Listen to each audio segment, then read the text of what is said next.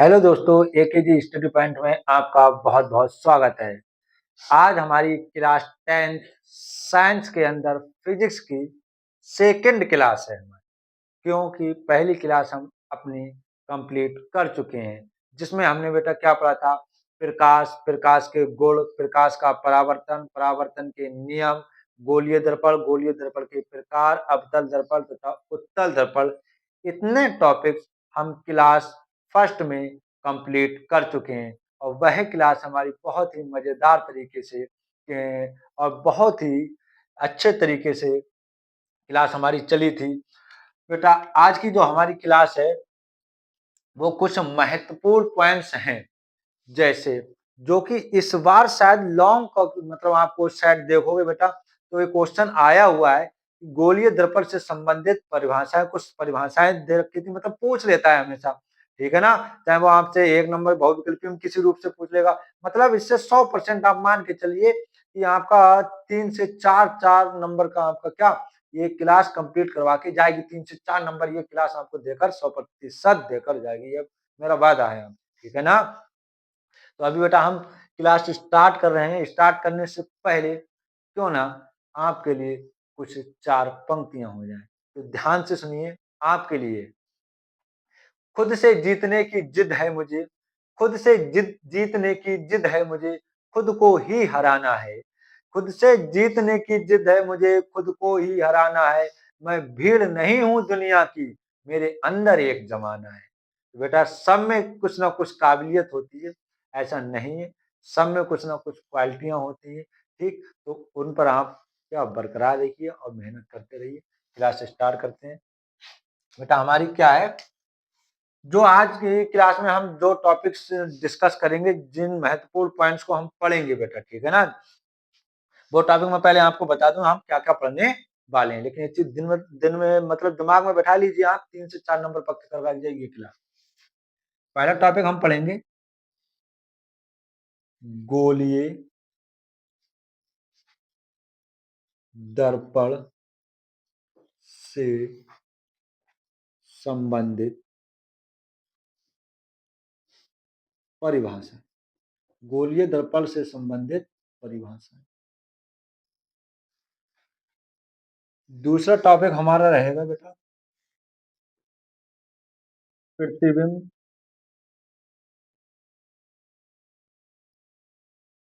प्रतिबिंब बेटा और इसके प्रकार। प्रकार कौन से? वास्तविक और आभासी, दोनों डिस्कस करेंगे। और तीसरा पॉइंट हमारा जो रहेगा अवतल दर्पण द्वारा प्रतिबिंब बनने के नियम। अवतल दर्पण द्वारा प्रतिबिंब बनने के नियम। अवतल दर्पण द्वारा प्रतिबिंब बनने के नियम बेटा, ठीक है ना? तो देखो हमारे आज के 3 टॉपिक है, लेकिन बहुत महत्वपूर्ण टॉपिक है। 100% आप ये मान के चलिए इनमें से आपके बोर्ड एग्जाम में कोई ना कोई क्वेश्चन आज की क्लास से मिलने वाला है, ठीक है ना? तो आज हम बेटा गोलीय दर्पण से संबंधित परिभाषाएं, पहला टॉपिक स्टार्ट करते हैं। बाकी हम क्या कर दे रहे हैं बेटा, यहाँ पर रेज कर दे रहे हैं, ठीक है ना? गोलीय दर्पण से संबंधित परिभाषा मैं आपको बेटा इसमें एक हल्का सा चित्र बना के अच्छे से आपको समझा दे रहा हूँ, ठीक है ना? देखो यहाँ पे साइड में चित्र बना ले रहे हैं अपनी। इस प्रकार से हमने क्या बना लिया बेटा, एक चित्र बना लिया। और इसके ऊपरी हुए पृष्ठ पर क्या कर दे रहे हैं हम बेटा, पॉलिश कर दे रहे हैं, ठीक है ना?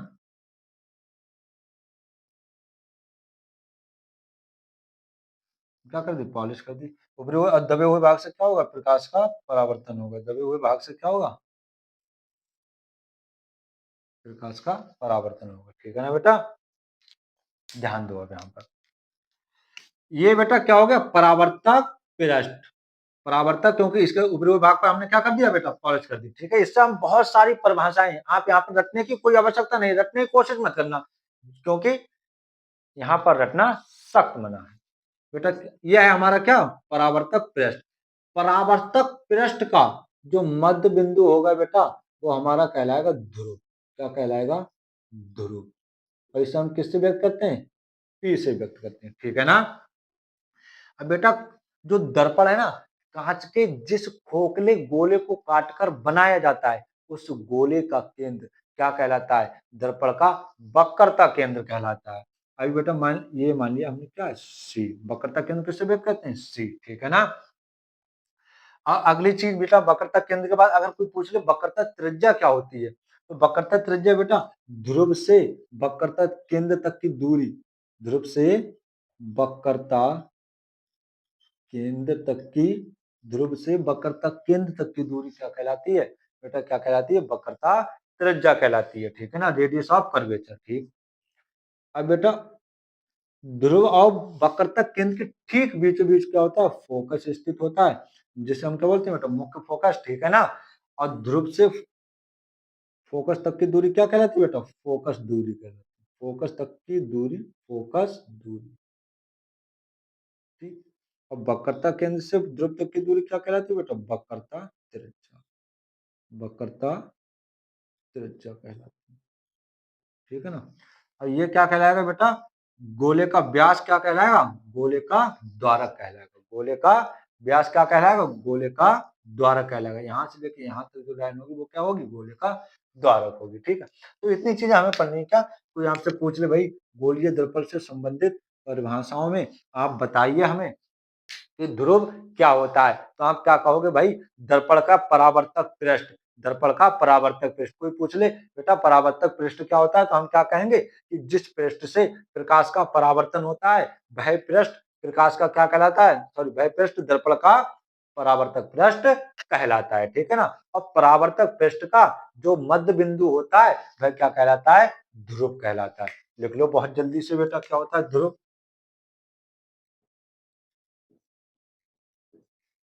देरी किस बात की? नेक काम में देरी नहीं होनी चाहिए। गोलीय दर्पण के, गोलीय दर्पण के परावर्तक पृष्ठ का, गोलीय दर्पण के परावर्तक पृष्ठ का, पृष्ठ का मध्य बिंदु, परावर्तक पृष्ठ का मध्य बिंदु दर्पण का, दर्पण का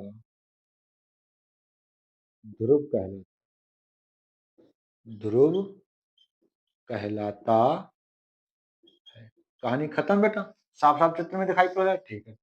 सर जी अगली चीज कोई हमसे पूछ ले वक्रता केंद्र का होते हैं, तो हम क्या बताएंगे? तो देखो कैसे बताओ बेटा। जैसे मैंने क्या बताया यार कि दर्पण जिस कांच के खोखले गोले को काट कर बनाया जाता है, कि दर्पण जिस कांच के खोखले गोले को काट कर बनाया जाता है, उस गोले का केंद्र दर्पण का क्या कहलाता है? वक्रता केंद्र कहलाता है। भाई प्रैक्टिकली समझते हैं बेटा, कैसी बात करी। यहाँ पर आ जाओ, ये मान लो गोला है, मान लो फिलहाल गोला है, ठीक है ना।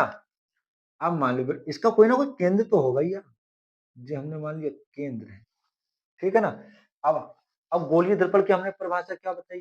क्या बताइए कि वे दर्पण जो कांच के खोखले गोले को काटकर बनाए जाते हैं, गोलीय दर्पण कहलाते हैं, ठीक है। जो हमारा केंद्र मान लिया गोले का, तो लोग कांच का खोखला गोला इसे काट देते हैं, ठीक है ना। यहाँ से काट दे रहे हैं, ठीक है, यहाँ से भी काट दे रहे हैं।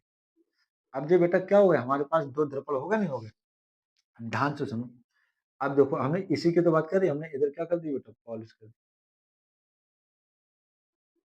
अब यहाँ पर हमने लाइन, अब यही पॉइंट तो क्या कहलाएगा यार? वक्रता केंद्र कहलाएगा। इस दर्पण के लिए क्या हो जाएगा?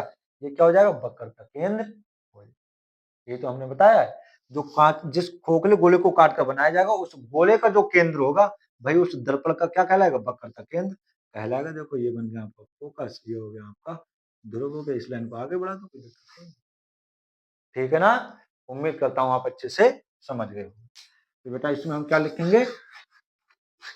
क्या लिखोगे? देखो ध्यान से बेटा, दूसरा पॉइंट क्या है हमारा? दूसरा है हमारा वक्रता केंद्र।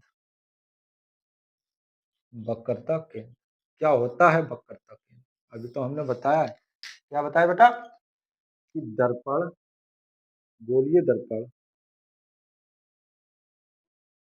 गोलीय दर्पण जिस जिस कांच के जिस कांच के खोखले गोले को काटकर बनाए जाते हैं।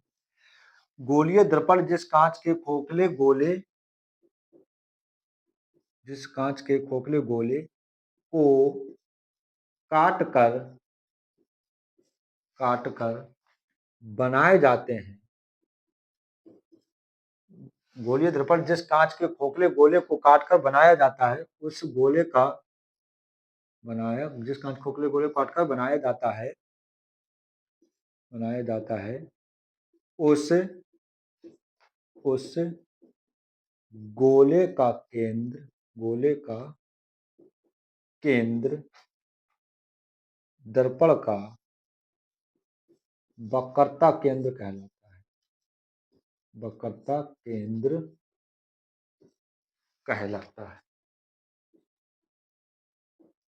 कहलाता है। इसे कैपिटल सी से व्यक्त करते हैं। ठीक है ना बेटा? गोलीय दर्पण जिस कांच के खोखले गोले को काटकर बनाया जाता है, उस गोले का केंद्र दर्पण का वक्रता केंद्र कहलाता है। इसे सी से व्यक्त करते हैं। ठीक है, ये रहा वक्रता केंद्र। चलिए बात आती है वक्रता त्रिज्या, बताओ हमें। चलो भैया बहुत समझ लो वक्रता त्रिज्या क्या होती है। अभी तो हमने बताया आपको, क्या बताया भाई, कि दर्पण के ध्रुव से वक्रता केंद्र तक की दूरी क्या कहलाती है, वक्रता त्रिज्या कहलाती है। लिख लो, वक्रता त्रिज्या क्या होती है, वक्रता त्रिज्या लिख लो बेटा। वक्रता त्रिज्या कि दर्पण के ध्रुव से दर्पण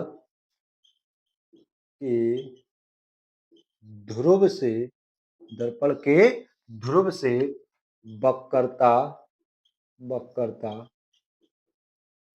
केंद्र तक की दूरी, दर्पण के ध्रुव से वक्रता केंद्र तक की दूरी दर्पण की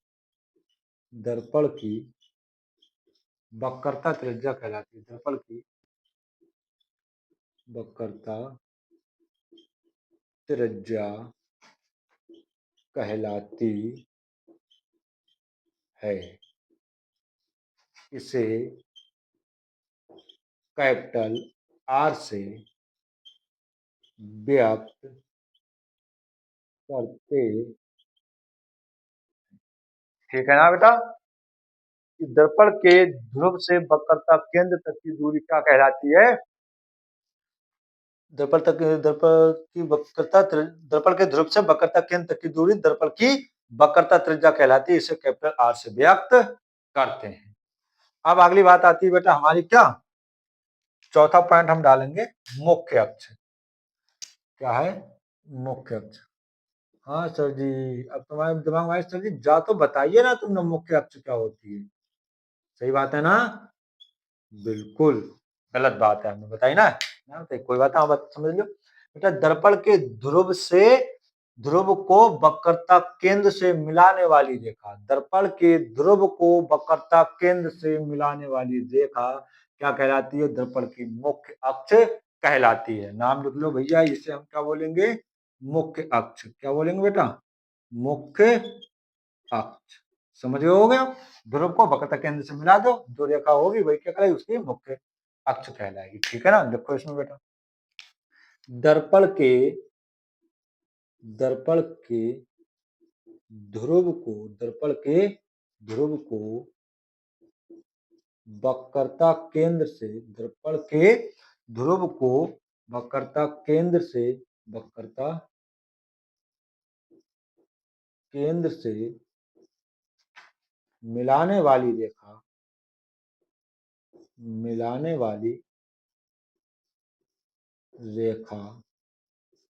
दर्पण की मुख्य अक्ष कहलाती है। दर्पण की मुख्य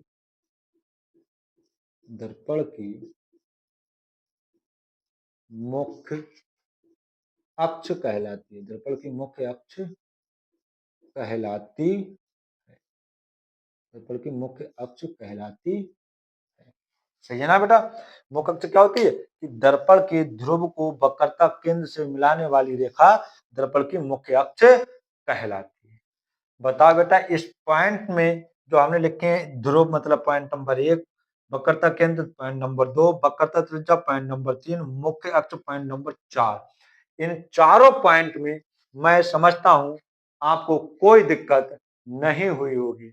बेटा फिर से ध्यान से समझ लो एक बार, गोलीय दर्पण से संबंधित कुछ परिभाषाएं, ध्रुव, वक्रता केंद्र, वक्रता त्रिज्या और मुख्य अक्ष। ध्रुव क्या होता है मैंने एक चित्र द्वारा समझा दिया आपको कि क्या है बेटा कि दर्पण के परावर्तक पृष्ठ का, दर्पण के परावर्तक पृष्ठ का मध्य बिंदु क्या कहलाता है, दर्पण का ध्रुव कहलाता है। सर जी कोई हमसे पूछ ले वक्रता केंद्र तो क्या बताएंगे, तो आप क्या कहोगे कि गोलीय दर्पण जिस कांच के खोखले गोले को काटकर बनाया जाता है उस गोले का जो केंद्र होता है ना वही तो दर्पण का वक्रता केंद्र होता है, ठीक है ना। वक्रता त्रिज्या क्या होती है, ध्रुव से वक्रता केंद्र तक की जो दूरी होती है ना वो वक्रता त्रिज्या कहलाती है और इसे कैपिटल आर से व्यक्त करते हैं। और चौथा जो है हमारी मुख्य अक्ष, मुख्य अक्ष क्या है कि ध्रुव को वक्रता केंद्र से मिलाने वाली रेखा क्या कहलाती है, क्या कहलाती है, दर्पण की मुख्य अक्ष कहलाती है।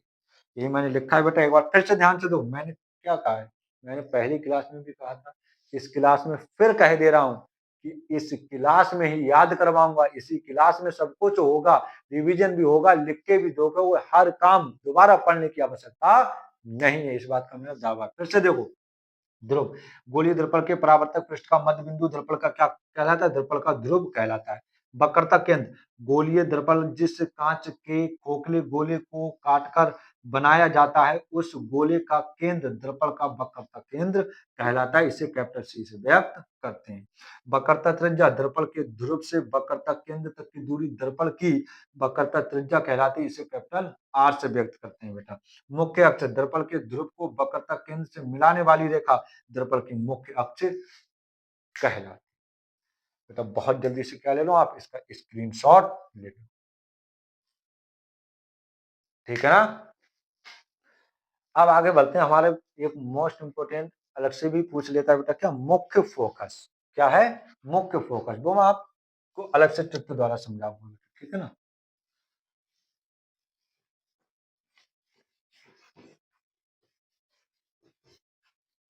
मुख्य फोकस क्या हो,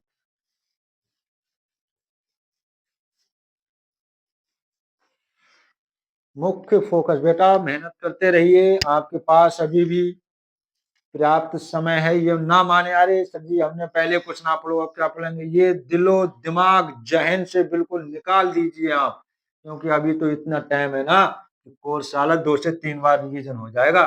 समझ में आया नहीं, बहुत अच्छे से आप मैंने इतने समय में आप बहुत जबरदस्त मेहनत कर सकते हैं, ये मान के चले आप। और जो मैंने आपसे गारंटी ली है, साइंस की तो टेंशन आप दिमाग से निकाल दो, वो तो आपकी क्लास में ही क्या हो जाएगी, पर डे तैयार हो जाएगी, ठीक है ना। हाँ बेटा, पांचवा हमारा जो रह गया था क्या, मुख्य फोकस, मुख्य फोकस जे क्या बोला है भैया, मुख्य फोकस, मुख्य फोकस देखो बेटा दो चित्र द्वारा हम समझेंगे, छोटे छोटे दो चित्र बनाए दे रहे हैं, ठीक है ना, उसके द्वारा समझेंगे। देखो एक हमने बना दिया आपको, थोड़ा दूर दूर बनाए भाई, चलो दोनों यहीं पर बनाए दे रहे हैं, ठीक, और एक यहाँ पर बनाए दे रहे हैं। सही है, सही है भैया, ज्यादा कलाकारी वहां निकालो।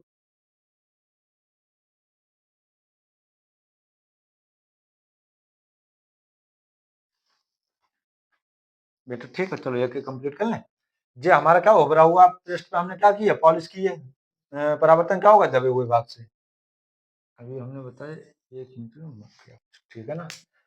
अब देखो मुख्य अक्ष के समांतर, मुख्य अक्ष के समांतर, मुख्य अक्ष के समांतर, ये लाइन हो गई मुख्य अक्ष के समांतर, मुख्य अक्ष के समांतर, मुख्य अक्ष के समांतर, मुख्य अक्ष के समांतर बेटा, ठीक है ना।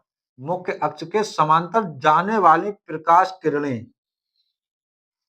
परावर्तन के पश्चात सॉरी, परावर्तन के पश्चात मुख्य अक्ष के जिस बिंदु से होकर जाती है, परावर्तन के पश्चात परावर्तन के, बेटा समझ कर रुक थोड़ा सा चित्र सही कर लें हम अपना, थोड़ा लाइन डिसबैलेंस हो गई। दर्पण से परावर्तन के मुख्य अक्ष के समांतर चलने वाली प्रकाश किरणें, बेटा मुख्य अक्ष ये रही हमारी, उसके समांतर चलने वाली प्रकाश किरणें परावर्तन के पश्चात मुख्य अक्ष के जिस बिंदु से होकर जाती हैं वह बिंदु क्या कहलाता है बेटा? दर्पण का मुख्य फोकस कहलाता है। परावर्तन के पश्चात जिस बिंदु से होकर जाता है वह क्या कहलाता है? मुख्य फोकस। तो बेटा हमें ये समझ में आ गया कि ये जो प्रकाश किरणें हैं भाई परावर्तन के पश्चात कहाँ से होकर जा रही है? इस बिंदु से होकर जा रही है, तो यही क्या कहलाएगा? हमारा मुख्य फोकस कहलाएगा, जिसे हम कैपिटल एफ से व्यक्त करते हैं। चलिए, तो ये क्यों बनाया आपने? ये बेटा हमने इसलिए बनाया, ध्यान से समझो इधर। बेटा ऐसा मैं चित्र ऐसा नहीं हूँ कि मैं पहले से बना कर रख लूँ आपके लिए, जो कुछ भी होगा सामने होगा, पीछे वाला खेल खत्म। आप भी तो देखो भाई कैसे बनने। ठीक है बेटा, अब हमने इसके क्या की, दबे हुए पृष्ठ पे पॉलिश कर दी। अब उभरा हुआ हमने पृष्ठ क्या बना दिया? इसका परावर्तक बना दिया। तो ये कौन सा दर्पण हो जाएगा? उत्तल। उत्तल के लिए क्या होता है बेटा? पहले तो मुख्य अक्ष खींच लो, क्या खींच लो? मुख्य अक्ष खींच लो। ठीक है बेटा, सही है, बीच में है, सही है, बीच में ना हो तो थोड़ा बना लियो। ठीक है, और कलाकारी ज्यादा दिखाओ मत। ठीक, ये हो गया। अब बेटा मुख्य अक्ष के समांतर चलने वाली प्रकाश किरणें, मुख्य अक्ष के समांतर चलने वाली प्रकाश किरणें, एक हमने ये मान ली, एक हमने ये मान ली। इसी प्रकार एक प्रकाश किरण, एक प्रकाश किरण बेटा कहाँ से जा रही? हमने मान ली ये जा रही है, और एक प्रकाश किरण ये जा रही है। ठीक है ना? अब ये परावर्तित हो जाएंगे, नहीं हो जाएंगे? ठीक है ना? ये भी क्या हो जाएंगे? ये भी परावर्तित हो जाएगी, ये भी परावर्तित हो जाएगी, ये भी परावर्तित हो जाएगी। लेकिन ये क्या होंगे? मिलती हुई बेटा क्यों होंगी? प्रतीत होंगी।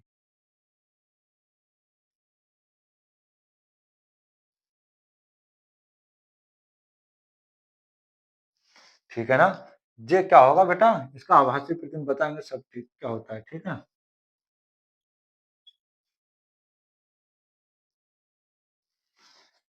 इसी प्रकार ये वाली किरणें भी परावर्तन पश्चात। ठीक है ना बेटा? अब ध्यान से सुनो, इसमें क्या होती है? प्रतीत होती है, मिलती हुई। क्या होती है? मिलती हुई प्रतीत होती है, वास्तव में मिलती नहीं है। उत्तल दर्पण में क्या होता है बेटा? मिलती हुई प्रतीत होती है, वास्तव में मिलती नहीं। ठीक है ना? उत्तल दर्पण ये कौन सा हो जाएगा हमारा? अवतल दर्पण। ये हो जाएगा हमारा बेटा अवतल दर्पण। ठीक है ना? तो देखो अवतल दर्पण में वास्तविक रूप से मिलेंगी, मतलब होकर जाएंगी, और इसमें क्या लगेगा कि होकर जाती हुई प्रतीत होंगी या मिलती हुई प्रतीत होंगी। ठीक है, तो हम कैसे परिभाषा लिखेंगे कि दर्पण के मुख्य अक्ष के समांतर समांतर जाने वाली प्रकाश किरणें, मुख्य अक्ष के समांतर जाने वाली प्रकाश किरणें बेटा क्या? दर्पण से परावर्तन के पश्चात, दर्पण से परावर्तन के पश्चात बेटा मुख्य अक्ष के जिस बिंदु से होकर जाती हैं या होकर जाती हुई प्रतीत होती हैं, ठीक है, उस बिंदु को हम क्या कहते हैं? दर्पण का मुख्य फोकस कहते हैं। फिर से ध्यान से सुनो, अवतल दर्पण में क्या होगा बेटा? वास्तव में मिलेंगे, इसमें मिलती हुई प्रतीत होंगी। तो फिर से लिखेंगे, कैसे करेंगे हम बेटा? कि दर्पण के मुख्य अक्ष के समांतर जाने वाली प्रकाश किरणें दर्पण से परावर्तन के पश्चात मुख्य अक्ष के जिस बिंदु पर मिलती है या फिर जिस बिंदु पर मिलती हुई प्रतीत होती है, उस बिंदु को हम क्या कहते हैं? दर्पण का मुख्य फोकस कहते हैं। लिख लो मुख्य फोकस। कैसे लिखोगे बेटा? देखो हटा लेना खाओगे, अब तक दरअसल तो आपने हेडिंग डाल दी, इधर लिख लो अवतल दर्पण। ठीक है ना?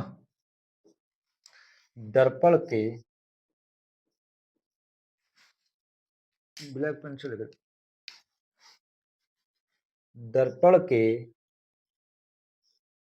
दर्पण के मुख्य अक्ष के समांतर, मुख्य अक्ष के समांतर, मुख्य अक्ष के समांतर, दर्पण के मुख्य अक्ष के समांतर चलने वाली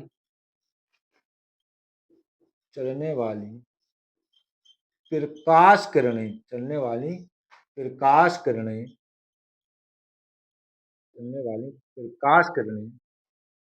परावर्तन के पश्चात परावर्तन के पश्चात दर्पण के मुख्य अक्ष के समांतर चलने वाली प्रकाश किरणें परावर्तन के पश्चात मुख्य अक्ष के मुख्य अक्ष के जिस बिंदु पर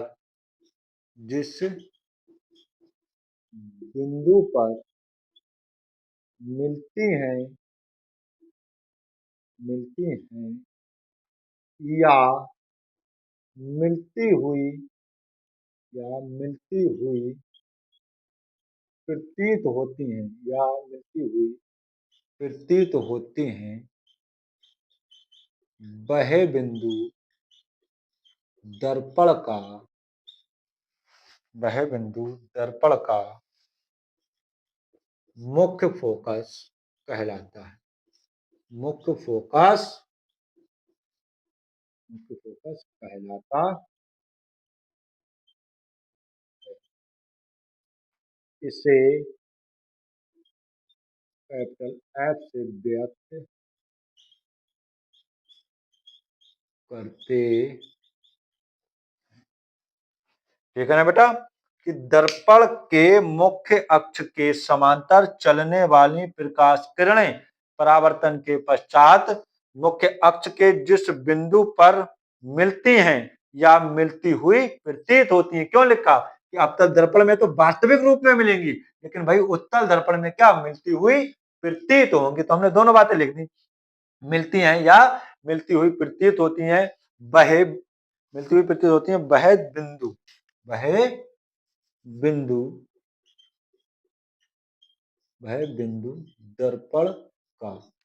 बिंदु दर्पण का मुख्य फोकस कहलाता है। इसे कैपिटल एफ से व्यक्त करते हैं। ये हो गया आपका मुख्य फोकस, पूछ लेता है, इंपोर्टेंट, ठीक है ना। ठीक है, और इतनी परिभाषा लिखवाई है मैंने, ये सभी इंपोर्टेंट है, इस साल पूछी गई हैं, आप ये मान के चलो, ठीक है, मान के ना चलो, आप किसी सेट में देख लो 100% आई हुई है, ठीक है। तो ये हो गया मुख्य फोकस बेटा, इसका स्क्रीनशॉट ले लीजिए, ठीक है ना। और हमारी 2 परिभाषाएं और बची हैं, बात खत्म। गोलीय दर्पण से संबंधित सभी परिभाषाएं कंप्लीट हो जाएंगी हमारी। स्क्रीनशॉट ले लिया होगा बेटा आपने, है। चलो आगे चलते हैं। अब बेटा ध्रुव से फोकस तक की दूरी क्या कहलाती है? फोकस दूरी कहलाती है, ठीक है ना। कोई पूछ लो फोकस दूरी क्या होती है, तो दर्पण के ध्रुव से फोकस तक की दूरी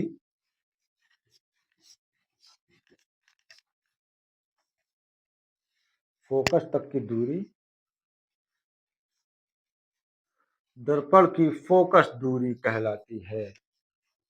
बेटा देखो, अगर नंबर अच्छे लाने हैं, परसेंटेज अच्छी बनाने हैं, घर वालों की नजरों में अच्छे बना रहना है, तो मेहनत तो करनी पड़ेगी बेटा आपको, ठीक है ना। और मेहनत नहीं करोगे तब तो फिर बहुत सारे रास्ते हैं आपके पास, क्या आप करना पसंद करो, ठीक है ना।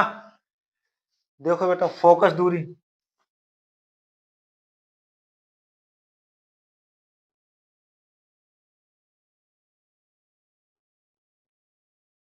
क्या होता है, अभी मैंने बताया दर्पण के ध्रुव से मुख्य फोकस तक की दूरी बेटा, ठीक है ना। दर्पण के ध्रुव से दर्पण के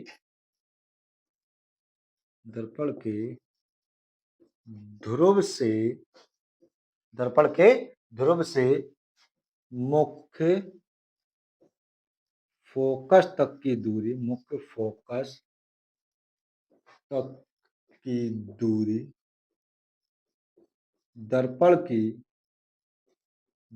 की फोकस दूरी कहलाती है। दर्पण की फोकस दूरी कहलाती है। इसे एफ से व्यक्त करते हैं।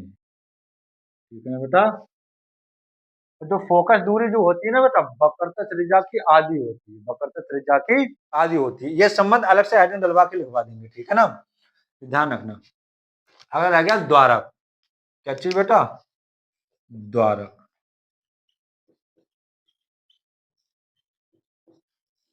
जो दर्पण है ना, जिस कांच के खोखले गोले को काटकर बनाया जाता है, उस गोले का जो व्यास होगा वो क्या कहलाएगा? दर्पण का द्वारक कहलाएगा। ठीक है ना, तो आप क्या लिखोगे? शॉर्ट में लिखवा देने बेटे, गोले का व्यास दर्पण का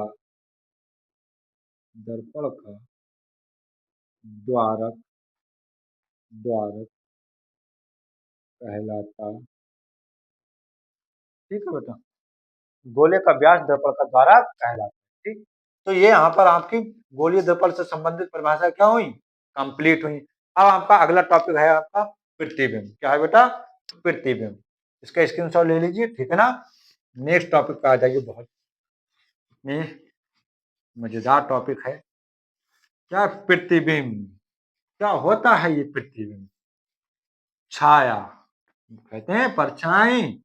बहुत देखिए भैया, छाया और कुछ मत समझ आना इसका मतलब। छाया, अरे नहीं भैया। देखो प्रतिबिंब, क्या होता है बेटा? कुछ नहीं है यार प्रतिबिंब।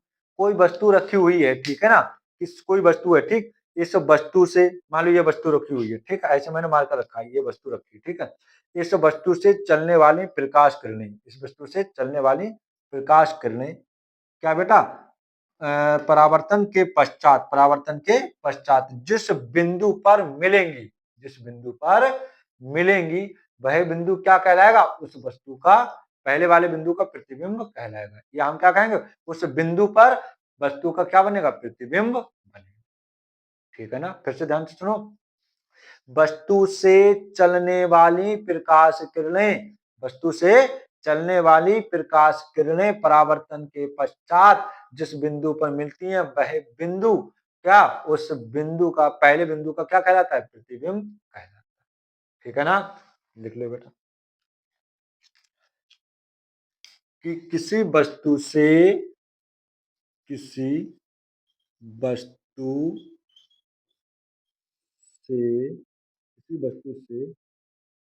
चलने वाली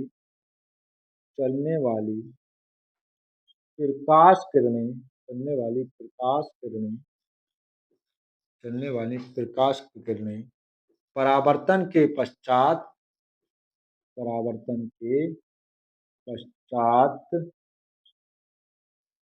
किसी वस्तु से चलने वाली प्रकाश किरणें दर्पण से परावर्तन के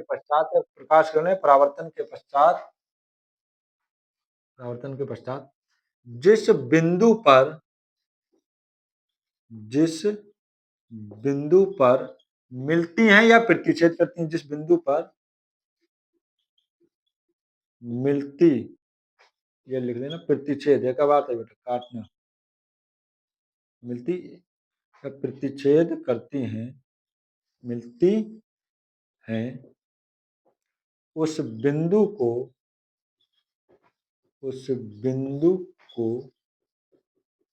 पहले बिंदु का प्रतिबिंब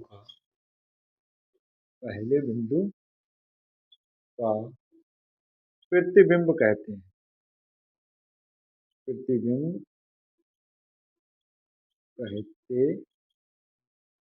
ध्यान सुनो, किसी वस्तु से चलने वाली प्रकाश किरणें परावर्तन के पश्चात जिस बिंदु पर मिलती हैं या फिर प्रतिच्छेद करती हैं, उस बिंदु को पहले वाले बिंदु का क्या कहते हैं? प्रतिबिंब कहते हैं। ठीक है ना, बिंदु का मतलब वस्तु से भी होता है। ठीक है ना, अब प्रतिबिंब के प्रकार बेटा, प्रतिबिंब के प्रकार एरो बना के लिखोगे। प्रतिबिंब प्रतिबिंब दो प्रकार के होते हैं। प्रतिबिंब दो प्रकार के होते हैं, ठीक है ना। नंबर एक वास्तविक प्रतिबिंब, नंबर एक वास्तविक प्रतिबिंब। बेटा हमने प्रतिबिंब क्या बताया, जब प्रकाश वस्तु से चलने वाली प्रकाश किरणें परावर्तन के पश्चात जिस बिंदु पर मिलती हैं वह बिंदु, उस बिंदु को पहले बिंदु का क्या कहते हैं, प्रतिबिंब कहते हैं। अगर बेटा जो वस्तु से चलने वाली प्रकाश किरणें अगर परावर्तन के पश्चात एक दूसरे से वास्तव में मिलेंगी या फिर वास्तव में प्रतिच्छेद करेंगी तो उसे हम क्या कहेंगे, वास्तविक प्रतिबिंब कहेंगे। और इस प्रतिबिंब को हम पर्दे पर प्राप्त कर सकते हैं बेटा। जैसे तो मैं यहाँ पर खड़ा हूँ, कोई पीछे पर्दा लगा दिया जाए तो मेरी परछाई को क्या पर्दे पर प्राप्त किया जा सकता है, ठीक है ना। देखो क्या होगा, किसी किसी वस्तु से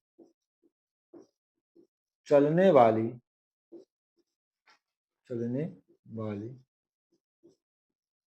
प्रकाश किरणें, चलने वाली प्रकाश किरणें परावर्तन के पश्चात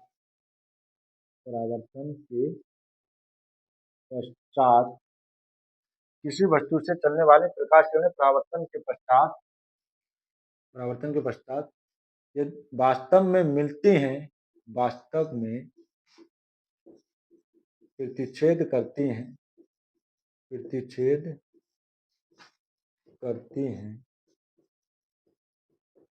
तो उसे वास्तविक प्रतिबिंब कहते हैं। तो उसे वास्तविक प्रतिबिंब कहते हैं, वास्तविक प्रतिबिंब कहते हैं। इसे पर्दे पर प्राप्त किया जा सकता है, पर्दे पर प्राप्त किया जा सकता है। सही ना बेटा। क्या होता है कि किसी वस्तु से चलने वाली प्रकाश किरणें परावर्तन के पश्चात वास्तव में प्रतिच्छेद करती हैं या वास्तव में मिलती हैं तो उसे वास्तविक प्रतिबिंब कहते हैं। इससे पर्दे पर प्राप्त किया जा सकता है बेटा, ठीक है ना। अच्छा आभासी प्रतिबिंब लिख लेना अपने आप बेटा, है ना। इसका ही वो है आभासी प्रतिबिंब, आभासी प्रतिबिंब बेटा सेम टू सेम बता दे रहा हूँ, अपने आप इतना तो कर सकते हो, ठीक है ना। क्या इसमें क्या कैसे लिखोगे, किसी वस्तु से चलने वाली प्रकाश किरणें परावर्तन के पश्चात वास्तव में प्रतिच्छेद नहीं करती हैं, उल्टा कर दिए बस, वास्तव में प्रतिच्छेद नहीं करती हैं या सिर्फ प्रतिच्छेद करने का क्या लगता है, आभास होता है तो उसे हम क्या कहते हैं, आभासी प्रतिबिंब कहते हैं, ठीक है। इससे पर्दे पर प्राप्त नहीं किया जा सकता बेटा, ठीक है ना। तो ये हो गया हमारा, ठीक है ना बेटा। अभी जस्ट एक सेकंड रुको भाई, अलार्म सेट था तो अलार्म बोल गया, ठीक है ना। क्योंकि इस समय जो मैं पढ़ा रहा हूँ इस समय शायद 3:30 बज रहा है रात के, ठीक। तो बेटा आपके प्रतिबिंब हो गया, वास्तविक प्रतिबिंब और आभासी प्रतिबिंब हो गया, ठीक है। अब हमारा जो लास्ट टॉपिक है प्रतिबिंब बेटा बनने के नियम। हमारा माइक भी कभी कभार गड़बड़ कर जाता है तो भाई देखना पड़ता है इसे, ठीक है ना।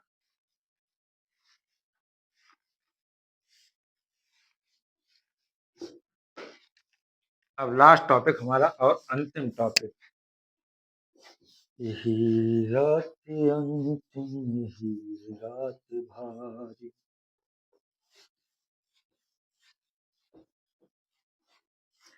चलो बेटा आ जाओ, लास्ट टॉपिक है अवतल दर्पण से प्रतिबिंब बनने के नियम। अवतल दर्पण से प्रतिबिंब बनने प्रतिबिंब बनने के नियम। बेटा इसको बहुविकल्पीय के लिए स्टार लगा लो। जबरदस्त, two two two two two star. ठीक है, एक बहुविकल्पीय आपको अवश्य मिलेगा इस लाइन से, ये हमेशा ध्यान रखना। क्या? अवतल दर्पण से प्रतिबिंब बनने के नियम। 3 नियम है बेटा। कितने नियम है?